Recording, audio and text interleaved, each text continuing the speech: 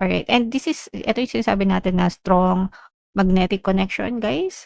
Pagdating sa love, mga kapiksi 'no. So, puwedeng ano din 'to guys, soulmate connection or twin flame connection, mga kapiksi, pero malakas yung intensity ng attraction between you and this person. So, kung single kayo, puwedeng ito na yung mga pinagdadasal niyo guys, dumating dumating, okey? And kung kayo naman ay in a relationship, ibig sabihin nito guys, sa hirap at ginhawa, talagang magsasama kayo nitong person na 'to, mga kapiksi, okey? Alright.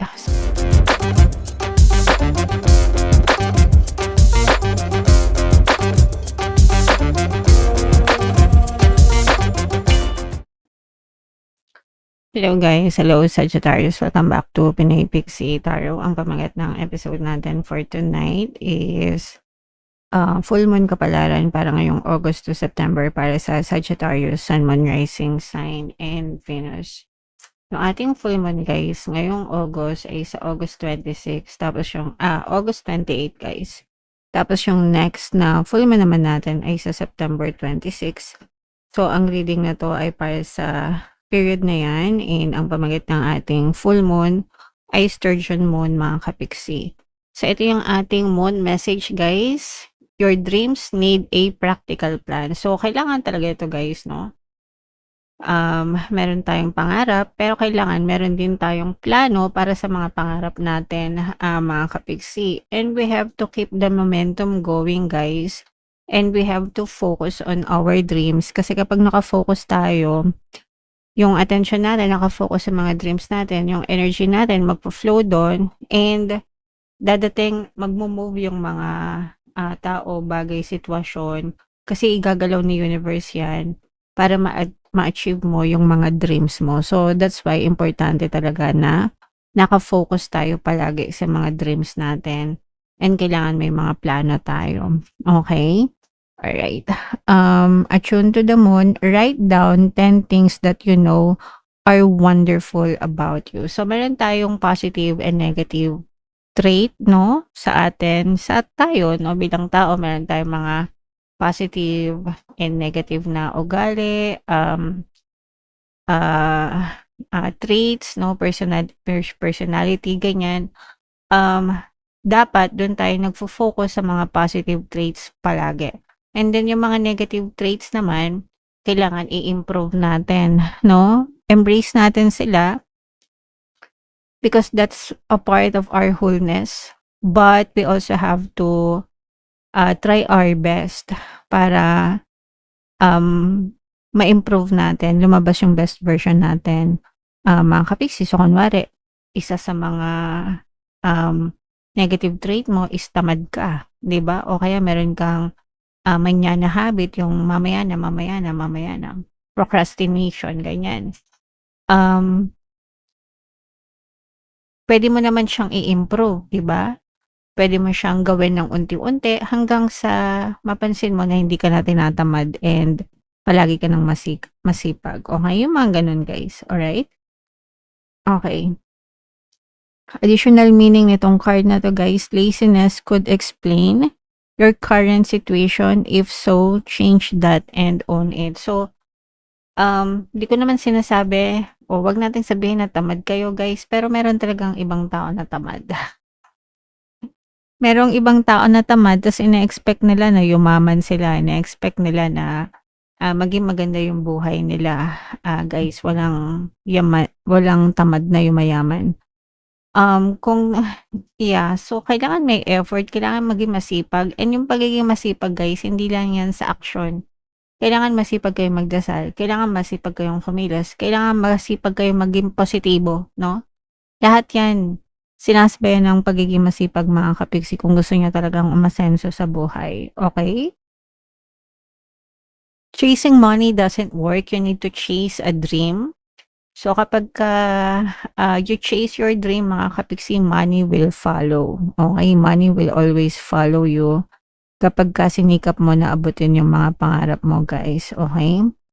Jealousy or envy create negative energy and attract negativity. Yung jealousy, yung envy guys sa Tagalog ay inggit. It's a very negative energy. In fact, it's one of the 7 deadly sins, mga kapiksi. So, tigilan niyo yung inggit-inggit na yan, guys, 'no, wala yang hindi ka dadalhin sa kagandahan ng buhay kapag nainggit ka, mga kapiksi. It only attracts more of negative energy sa buhay niyo, okey? Alright, so yeah, comment down below if naka-resonate kayo diyan, Sagittarius. So, eto naman yung sa, love natin, guys. Tingnan naman natin yung love message or love advice para sa inyo. Magnetic connection.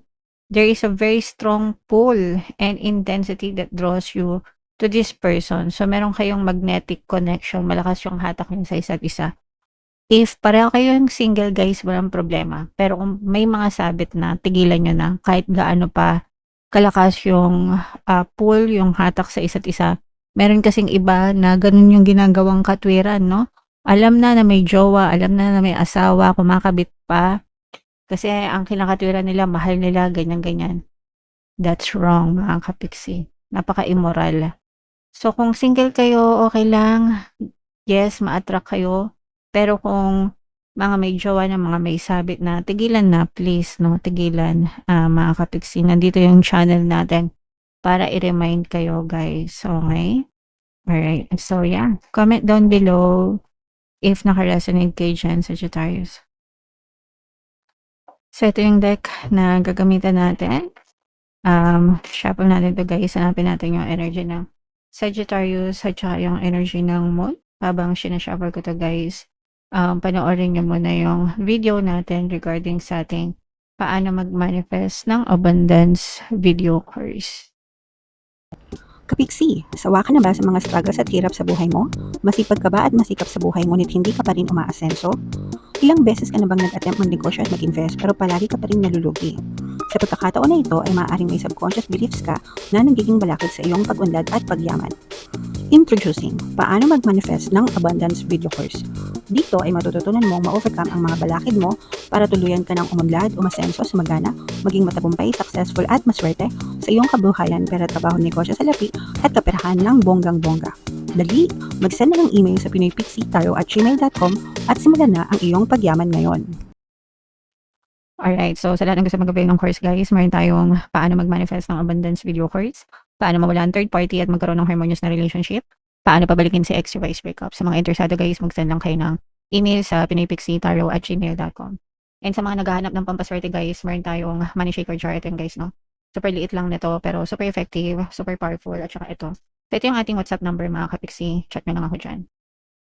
So, Sagittarius kayo ay 9% ng King of Swords, Queen of Swords. Dito sa deck na to, guys, ang fire sign sa 9% ng sword suit. Meron din tayong presence dito ng Earth sign, Capricorn, Taurus, Virgo, fire sign, Aries, Leo, Sagittarius, air sign, Aquarius, Gemini, Libra, water sign. Lahat na ng sign lumabas, mga kapiksi. So, this is both positive and negative. Ito, guys, nakikita natin na naghihilom yung mga sugat, mga kapiksi. No? This is more on kung meron kayong mga conflict, mga kapiksi, with another person, naaayos yung mga conflict nyo, guys, nagkakaroon ng realization. So, kung ikaw yung may issue sa person, parang nare-realize mo na may mali ka and ikaw yung magsasorry, or pwede rin na reverse. Kung sila yung may kasalanan sa inyo, maaring nakukonsensya sila and nare-realize nila yung mga mali nila and maaari silang humingi ng tawad sa inyo. And magkakaroon dito ng reconciliation, pag-aayos, maghihilom yung mga relasyon na nagkagulo, magkakaayos kayo, mga kapiksi. So, this can be anybody within your quantum bubble. Pwedeng partner mo, jowa, ganyan. Pwedeng kaibigan mo, kamag-anak mo, kapamilya mo, kapitbahay. Anybody, mga kapiksi. Alright? Pwedeng meron ding mga tao na nagsisilbing bridge or tulay, no? Para magkaayos kayo, lalo na sa mga magkakaibigan or sa mga magkakapamilya. Parang merong magiging tulay para magkaayos kayo ng person mo, mga kapiksi. Okay? Alright, ito naman, guys, maaaring may collaboration, no, pagdating sa kaperahan. Ito, guys, nararamdaman natin yung tulong-tulong. Hindi lang siya collaboration na Parang this is more of collaboration na tulong-tulong yung pamilya, ganyan, no? Para sa kabuhayan ninyo, mga kapiksi. So, pwedeng nagtatrabaho kayo mag-asawa, tapos kung meron na kayong mga anak na adult na rin, maaaring nakakatulong na rin sila sa inyo sa mga gastusin, mga kapiksi. Okay? Yung iba sa inyo guys medyo depressed, no? Yeah, so may mga depression dito guys.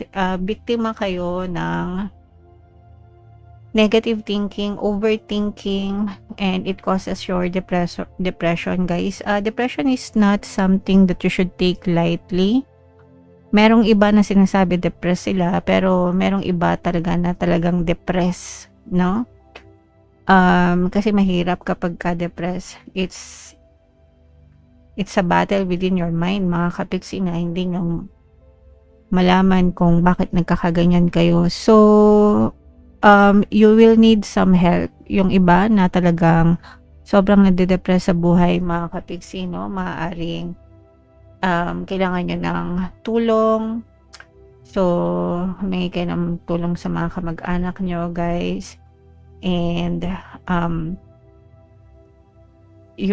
yung iba sa inyo, pwedeng you also need some professional help, mga kapiksi. So, medyo may pagkanega siya, guys. Okay? Alright. And ito yung sinasabi natin na strong magnetic connection, guys. Pagdating sa love, mga kapiksi, no? So, pwedeng din to, guys, soulmate connection or twin flame connection, mga kapiksi. Pero malakas yung intensity ng attraction between you and this person. So, kung single kayo, pwedeng ito na yung mga pinagdadasal nyo, guys. Dumating, okay? And kung kayo naman ay in a relationship, ibig sabihin nito, guys, sa hirap at ginhawa, talagang magsasama kayo nitong person na to, mga kapiksi. Okay? Alright. So, yeah. Comment down below if naka-resonate kayo yan, guys. And for more tarot readings, ito yung playlist nyo. Ito naman yung ating success stories ng paano mag-manifest ng abundance video course. Panoorin nyo itong video natin, guys, about money shaker jars. Thank you for liking, sharing, and subscribing. See you next time, guys. I love you all. Have a nice day. Bye-bye.